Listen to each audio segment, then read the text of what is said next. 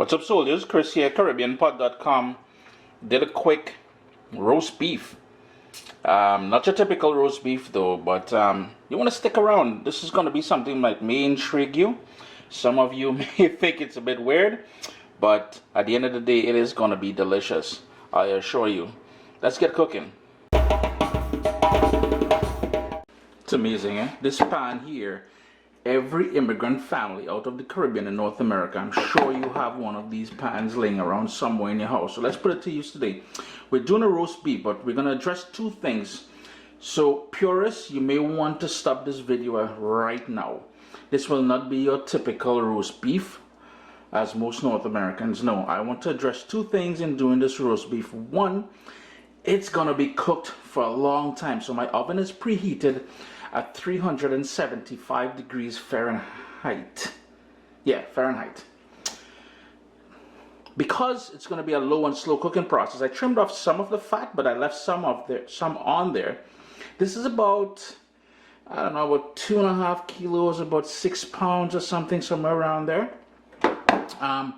So the first thing we're going to do is we want this to cook. Caribbean people don't like anything pink, and we're not putting it in our mouth at all. So it's going to take on the sort of texture of pulled pork, to be honest with you, when I'm all done. So this is why I said, if you're a purist and you like your roast beef pink and whatever, turn off the video, save the hate comments, move on. Just keep moving. If you're interested, we're going to rock this now. So we're going to address two things, as I said: low and slow, cooked all the way through. And the second sort of concern when it comes to Caribbean people and cooking for Caribbean people is we like using a lot of herbs. So I'm going to grab some of this fresh thyme here, a bit of that celery, and some of that parsley down there. And for the celery, it's just pretty much the stems I'll be using. You could be using some of the leaves as well too, but more the stems than anything else. And this is the sort of Chinese variety, or skinny stems ones that we have in the Caribbean. But you see this here, this fresh thyme, my favorite thing ever. Yeah, here's where we're gonna salt it a bit, and I'm gonna use beef stock, and I know the beef stock is already salty as it is, so I'm not gonna go too heavy on that salt there. We're gonna go in with some fresh ground black pepper. Just let it rain, that black pepper, man. Then we've got that celery that we picked in the backyard there.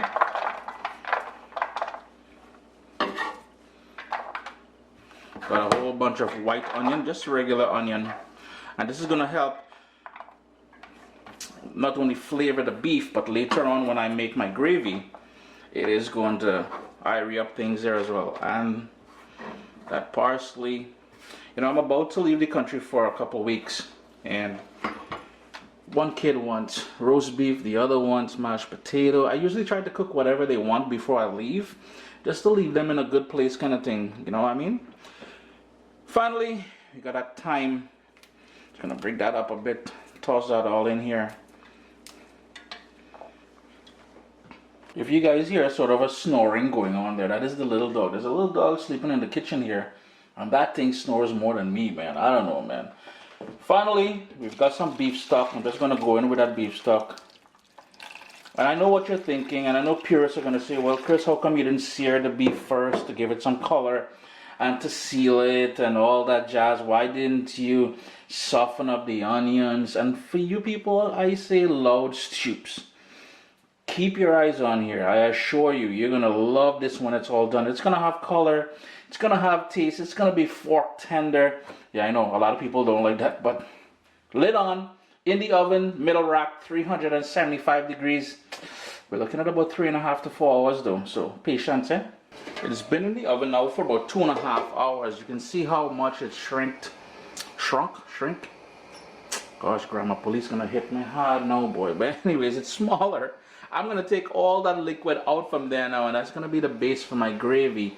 It's done its purpose. Now it's a time to really tighten this up, and you know, fork tender, I promised you all, you know.